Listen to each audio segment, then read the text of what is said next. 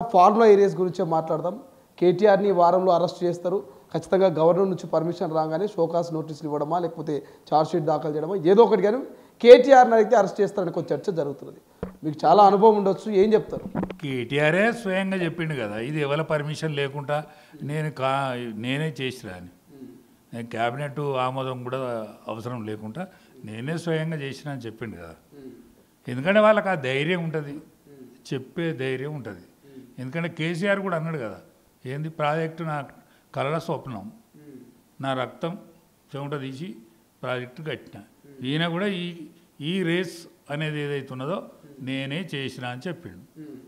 కానీ లొట్ట piece case దీంతో ఏమవుతుంది, ఏం పోయేది ఉన్నది మీద కావాలనే బురద చల్లుతున్నాను కేటీఆర్ మాట్లాడుతుంది. నిజంగా లొట్ట పీస్ కేసు అనుకోవచ్చా ఈ ఫార్మా ఈ రేసు? లొట్ట పీస్ అయితే వాటికనే పోతుంది కదా, లొట్ట పీస్ అయితే వాటికనే పోతుంది కదా. వాటికి పోయేదానికి నువ్వు ఎందుకు గాబరెందుకు అవుతాను మరి? గాబరతో కూడిన గాంభీర్యమే కదా అది.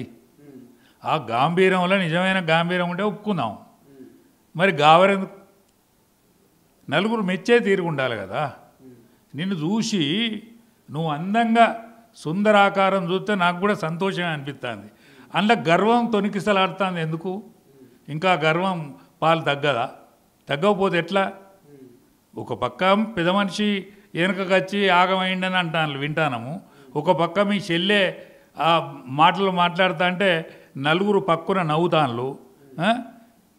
నువ్వు నీ గంభీర స్వరాన్ని అట్లే ఉంచు, కానీ గర్వాన్ని తగ్గిరాదు. కొంచెం గర్వం కొంచెం తగ్గితే కొంచెం సుందర ముఖారం ఇందానికి అందమైన పలుకులు మంచిగా పలకరాదు.